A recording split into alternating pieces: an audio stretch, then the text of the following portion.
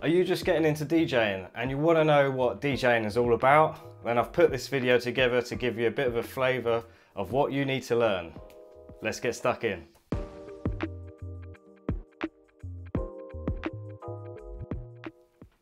First up is music theory. So within music theory, you need to understand about the counting beats, bars and phrases. So the beats is simple. So it's usually a 4/4 beat at the time signature. So it's 1, 2, 3, 4, say in house music, just with a simple kick. And then what you need to do is be able to have the knowledge and ability to count those bars which make up the phrases. And really, it's really important to know the song structure of your music collection. So all of the music that you've got, understand the different song structure of different tracks because they're not all the same. So then be able to use that counting beats, bars and phrases to know where you are in the actual track as well. And that will give you the ability and the confidence to start queuing up tracks or pressing that cue button to then start mixing in on the right beat. So on the first beat of the first bar of a phrase or the beginning of a section, say the drop, or as people call it, the chorus or the verse. Next up is DJ equipment skills. So say if you've got a DJ controller and you really don't know how to use it, then you better start learning how to use that crossfader, the EQs and the filter knobs as well. As an extra layer, you really benefit from using the effects on the master and also on individual channels as well. Also, if you've got a sort of a beat pad aspect to your DJ controller, that can really add some extra funk to your DJ mixes, so definitely get involved in that. But some more essentials that you need to learn is actually setting the cue points in the DJ software and on your cue button on the DJ controller or the CDJs, for example. And if you're down the DVS route, that could be a little bit different to using the cue buttons on a CDJ or DJ controller. That's getting used to that sort of touch on the vinyl, getting used to dropping the track in, right? And finally, another thing that you can use massively well in your DJing skills is looping. So you can use looping to loop like an 8-bar beat, for example. And you can do that at the beginning or at the end to help you do like long, nice and easy DJ mixes towards the end and transition into the next track. Finally is performing as a DJ. So it's actually putting together a whole list of tracks or a playlist that you can play for 60 minutes, for example, and being able to know which tracks work really well. And also, if you're playing live, what you really need to know is how to read the crowd. And that's essential because if no one's dancing on the dance floor, you're technically not doing your job.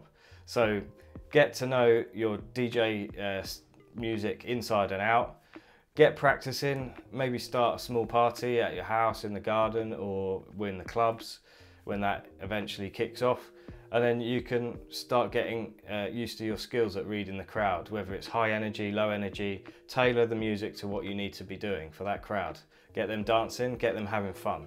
Some extra tips, to be honest with you, it goes a long way, is networking. So if you're a beginner DJ or you have no idea about DJing and you want to make a career of it, you're just in awe of DJing, then learning how to network, or if you probably are actually pretty good at networking, you don't even know it, right?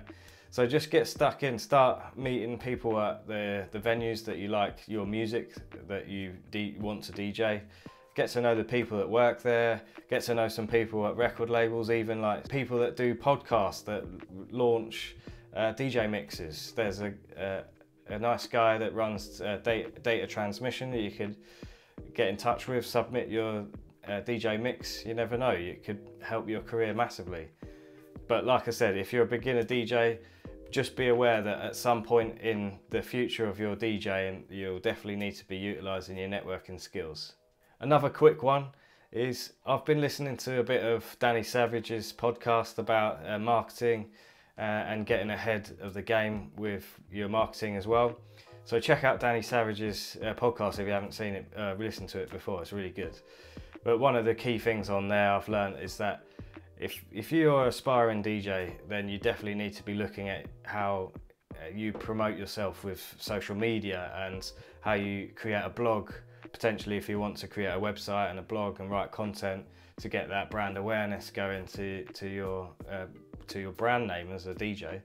And other things as well, like I've mentioned already, is pushing a blog, pushing a podcast out there as well, getting that going, working with and collaborating with other DJs, repost their DJ mixes and they'll repost yours. So it's like working together with other people, but utilising marketing as well. So bit of a weird spin at the end there, but that's if you're going down the career path and that's your goal, and right now you're a beginner DJ, then hopefully that's going to help you in the future as to what you need to know about DJing. Don't forget, you can sign up to my email newsletter, right? And in that newsletter you'll get a PDF, and it's a training checklist: foundations, intermediate, expert and business skills.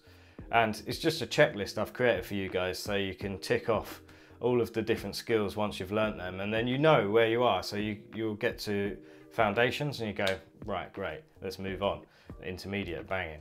Right, and then if you need any help, just write in the comments below, send me an email, go to beatmatchguru.com, there's loads of tips on there as well. But yeah, get in contact if you have any questions as well. So good luck in the future, get DJing, get practicing, and we'll see you next time.